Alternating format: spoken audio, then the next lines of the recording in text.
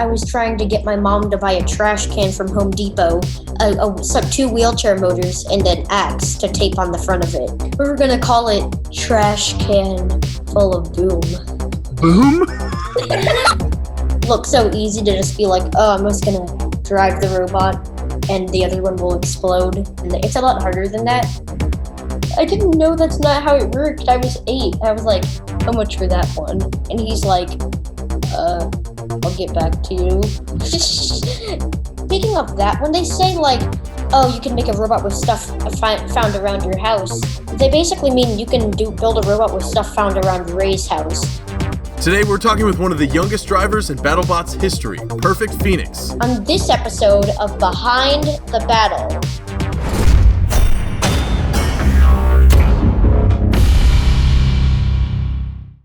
What can you tell me about Tyler from Perfect Phoenix? Oh, so Tyler's the super genius 11-year-old whiz kid. Mensa, very smart, very articulated. You interview him, we'll talk forever and give you these nuances of the fight that are fantastic. And he's the youngest driver and team captain. There's been younger kids who drive bots, but he's the youngest driver / team captain to ever be on the show. Tyler is this amazing kid where I think now he's maybe 11, but when I met him, he was about 7 or 8. I met him, I know, twice where I remember early on. Once was in the pits. I believe he attended in 2016 is one of my memories saying. I know that I also met him at 2017 in one of the off-season events was Robo Games out in Pleasanton, California. And I remember I was working on a part of Bike Force and he said like, oh, are those the Coulson 5x2s? And I said yes, but I looked up because most people, even other builders that walk around the pits, sometimes make mistakes on the details of certain parts. When the kid is, 8 and I'm meeting him and he knows exactly which wheel I'm using and other builders are asking me, what kind of tires do you use? I was like, this kid, he knows what's up. Hi, I'm Tyler. Hi, I'm Tyler. We're here with Tyler Wynn from Perfect Phoenix. How's it going, Tyler? Hi, I'm good. Dude, so happy to have you on today. We have so much to talk about. How did you get started in robotics? Like when I was 5, the first season of the reboot came on TV, and I told my mom I wanted a BattleBot, but then she went to Toys R Us and got an RC car shaped like an alligator. Because she was kind of misinformed about the size of the robots. Like on TV, they look this big. So She got a Toys R Us robot this big. And like, oh, time to go to the tournament. We ended up actually starting with an Antweight, the Fingertech Viper kit. July 2016, I went to my first tournament with my Antweight robot and beat a joke bot and a bot that lost its wheel in the first round and did not come with spares. I did end up, however, winning the Rumble. It was a very fun event for me to be at. I've talked to so many drivers and builders, and it always centers around regular people just hanging out, and all of a sudden the BattleBots comes on and they're like, I want to do that. And so it seems that you're no different, which is incredible to find out. But the one thing that sticks out just a little bit is that you are 5 years old. From what I hear, you have a pretty notorious bugway career. Basically, we found this kit online called the D2 kit. It's really good. It was really good. What they did to it was they put in, instead of, the gearbox and the motor, they changed it from a steel gearbox to an aluminum gearbox. And it was back in like 2019. I bought some spares, went in the event, ran the robot, and against one of my longtime insect weight rivals, I was winning, and then my motors just cut out, and that robot ended up being retired, and I have contempt for that. And even though it was the same robot that brought me from nothing to all the way up here, I still kind of have contempt for those little like wheel things. Oh yeah, Robo Games. Yeah, we won that one, but it was pretty cool. We fought some very hard robots. The Dark Pummeler was the first robot to break through my wedge. I think events led to more events, led to lots of events. My peak was probably 2018 when I won Robo Games. Now after that I kind of switched over to like trying to build bigger. And now finally I've gotten to the playoffs in the 2020 BattleBots and am looking at a 2021 season. When did you decide you wanted to try your hand at BattleBots? I've been thinking of building a heavyweight ever since I was 5. At one point, before we got Brutality, I was trying to get my mom to buy a trash can from Home Depot, some 2 wheelchair motors, and an axe to tape on the front of it. We were gonna call it Trash Can Full of Boom. Boom? It was the worst idea, and I had so many sketches of it, and I'm like, okay, Mom, you don't need your car, right? Let's take some windshield wiper motors off and use them as a hammer. And looking at the videos of BattleBots, it looks so easy. Looks so easy to just be like, oh, I'm just gonna drive the robot and the other one will explode into nothingness. And it's a lot harder than that. Lots of technical failures. And what could be more practical? Exactly what I thought. What could be more practical than attempting to salvage a trash can and a wheelchair? What could be more practical was offering to buy Brutality off of Paul. He basically took Paul Ventimiglia's, from Bike Force, old robot Brutality, which used to compete in the BattleBots IQ high school college competitions. And he's upgraded it with Ray as his mentor to make it into Perfect Phoenix. Perfect Phoenix is made from the old shell of Brutality. How did you come across this bot? I came across the robot at RoboGames. We saw it and it was like non-functional for display purposes.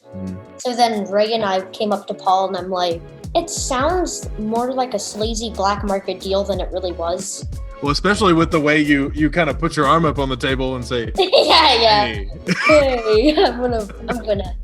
No, that's how I ended up being like. Ray ended up being more reasonable, and I'm like, how much for that? I didn't know that's not how it worked. I was 8. I was like, how much for that one? And he's like, I'll get back to you.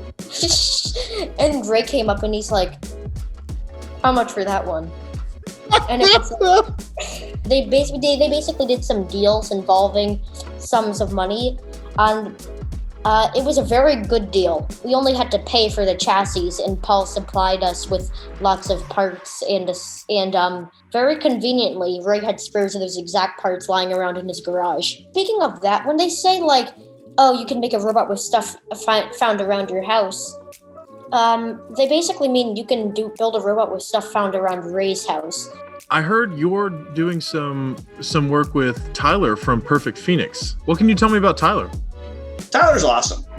He's a great driver. In the Beetleweight class, the 3-pound class, there's a kit robot that dominates. It's a D2. And so if you go to a robot event that runs the Beetleweight class, you'll have 15 of these exact identical robots. And so at that point in time, it comes down to simply who drives the best. And Tyler didn't lose an event for years. And we're talking other world-class drivers. Jameson Go, the guy with Sawblaze, was one of the guys he fought with all the time, and he just beat him every time. Tyler beat everybody. He's a fantastic driver. When he's in RoboGames, he's always he's up there on the gold medal stand, wearing the gold medal. The other adult drivers are literally afraid of him because, oh my God, here comes that kid, he can win. He's a true contender and the kid is good. And he's got a bright future ahead of him in this sport as well as his life because he's super smart. He's got a lot to learn about driving larger robots because some of that aggression that you can display with a 3-pound robot, you can't do that with a heavyweight because it's you have to actually keep the robot running to the end of a match. But he's as good a driver as anybody that's ever stepped into the battle box, and don't let anybody tell you different than that. He is really good. We reached the point where he's got the right robot for him to drive, and he'll be a force to contend with. Tyler, what was it like being mentored by the legendary Ray Billings of Tombstone? I mean, it was kind of like a stepfather stepson relationship. It was kind of an enlightening experience to hear a more experienced RoboTier's experience on the topic of Perfect Phoenix. He actually provided some advice during the fight with Adam 94. He kind of did some helpful backseat driving. When I was little and I was like 7 with my first robot, Mom just spouted directions to me that didn't make any sense, like, turn on the weapon. No, it's on fire. No, make it go. I don't think there's a better warning for fire than, oh no, it's on fire. I think they gets the point across. So Roy's backseat driving had like helpful advice, because every 30 seconds Brutality's motors have to shut down or they explode. I'm sorry, like currently? Yeah, currently. The next version's not going to do that. Mm-hmm. But the 2001 motors used in Brutality were not designed for combat robot purposes. Tyler's a legend, even though he's really young. Everybody knows about Tyler. He's super well spoken, super smart. He like recreates all the matches, you know, like in excruciating detail. I feel like I was there.